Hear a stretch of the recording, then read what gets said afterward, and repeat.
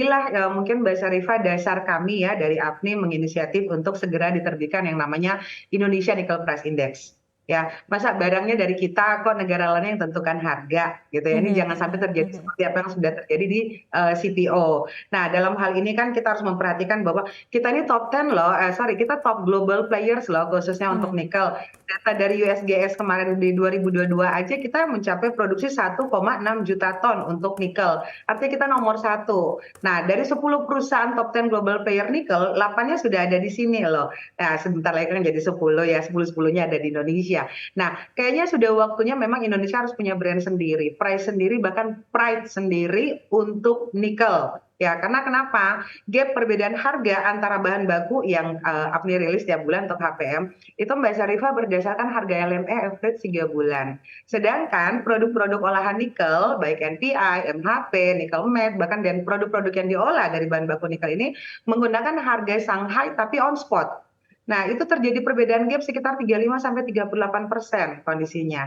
Nah, ini yang harus diperhatikan bahwa dengan begitu banyaknya produksi yang sudah terjadi di Indonesia dan bahkan kita menuju ke industri end product ya, ke barang jadi dari hasil-hasil nikel ini. Nah, kayaknya sudah waktunya deh kita sudah mempunyai yang namanya Indonesia Nickel Price Index. Ini menjadi kebanggaan ya, dan yang paling penting lagi kita nggak ribut-ribut terus nih Mbak Syarifah antara penambang dan pabrik pengolahan yang sedang berdiri di Indonesia.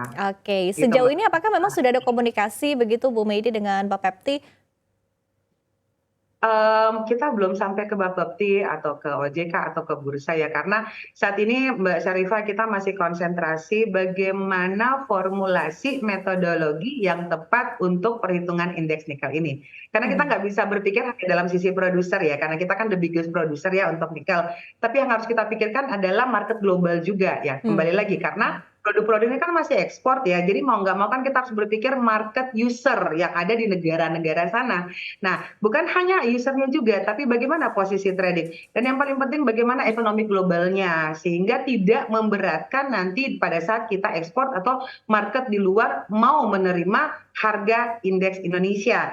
Jadi kita tidak berpatokan lagi, oh harga London atau LME, oh harga Shanghai atau China. Nah, tapi pada saatnya Indonesia sudah punya peranan, di mana kita juga harus punya harga sendiri, indeks sendiri, nickel price sendiri. Kebanggaan banget loh Mbak Syarifah kalau ini terjadi, karena kita saja kemarin waktu menerbitkan yang namanya HPM untuk bahan baku raw material, itu kan sudah menjadi kebanggaan ya bahwa kita dong transaksi. Kenapa? Karena yang paling penting adalah bagaimana menghitung penerimaan negara dari sisi royalti, bahkan sampai ke pajak perusahaan di badan usaha ya. Nah, ini yang harus kita tetapkan bersama bahwa kedepannya itu masih banyak PR Mbak Syarifah. Bagaimana kita menetapkan ekspor nanti, tapi banyak faktor yang harus dipertimbangkan terkait proses produksi sampai ke market global. Kami aware jangan sampai ini ada isu-isu dikit nih bahwa kalau di Afrika Selatan kan sebenarnya kalau kita bicara bahan baku baterai kan semua ada ya di sana, ada nikel, ada kobalt, bahkan ada litium. Nah, saat ini beberapa conference yang APNI hadir itu beberapa dari perusahaan-perusahaan South Africa, tambang khususnya ya, mereka sudah mulai menginvite dan bahkan pemerintahnya sudah mulai memberikan fasilitas-fasilitas dalam tanda kutip kayak nyontek Indonesia kali ya, bahwa Indonesia bisa berhasil, masa mereka nggak bisa gitu, padahal mereka plus satu poin yaitu di mana mereka punya litium, sedangkan Lithium. kita tidak.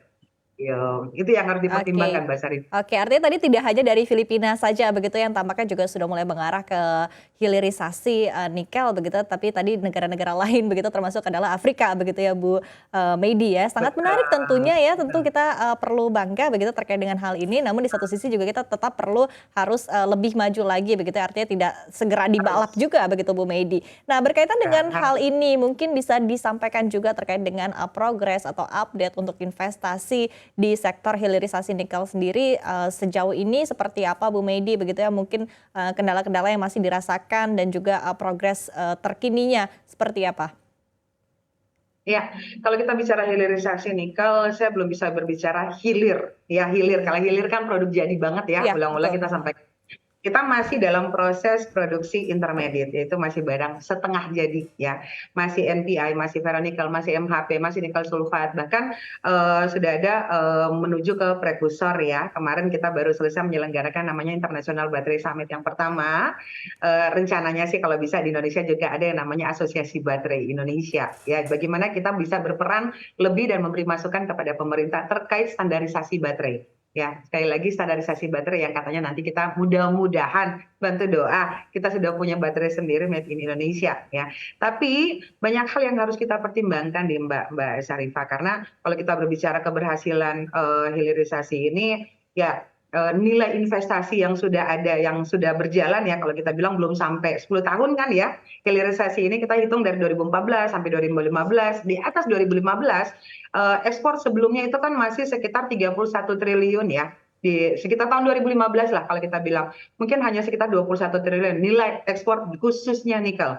Sedangkan setelah terjadinya hilirisasi, kita data di tahun 2000 di awal tahun 2023 ini itu meningkat tajam menjadi 510 triliun hanya dari nikel. Saya bangga loh. Ya, jadi Mhm. itu baru dari ekspor. Bagaimana penerimaan royaltinya khusus untuk nikel ya. Penerimaan bukan pajak khusus dari nikel. Di tahun 2021 kemarin itu hanya sekitar 5,7 triliun. Sedangkan di tahun 2022 akhir kemarin itu sampai 11,5 triliun lebih. Artinya kan peningkatan drastis ya 85% kalau kita menghitung dari tahun 2021 ke 2022. Nggak usah yang kemarin-kemarin deh, yang terbaru Mhm. aja gitu ya.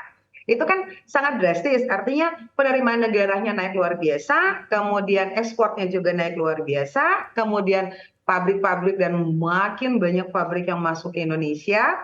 Saat ini kalau saya lihat bukan hanya Indonesia ya, sebentar lagi kita akan ada kunjungan dari Korea yang Ya. akan Mhm, mulai mhm. getan mungkin ya, mereka lihat kok Mhm. Cina bisa, masa kita nggak bisa ya. Sedangkan mereka sudah cukup lebih berhasil kalau kita berbicara baterai maupun ke EV.